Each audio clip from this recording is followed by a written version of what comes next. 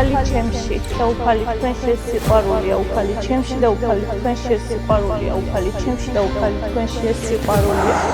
25 წელია ბიძა დამეკარგა და მაგის სახელი მაგ დღემდე ჭაბუკა. არც ვიცით ცოცხლად არისო გარდაცვლილია და რაღაცა საგვარეულო გავლენა.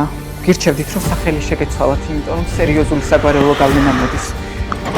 ძალიან ემოციური ადამიანია, ანუ ამ მასკულინური ენერგიის უკან ძალიან კეთილი ადამიანია და ხშირ შემთხვევაში ადამიანები სარგებლობენ ხოლმე ამის სიკეთით.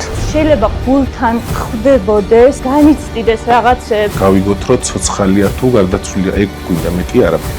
და კითხვაზე პასუხია რომ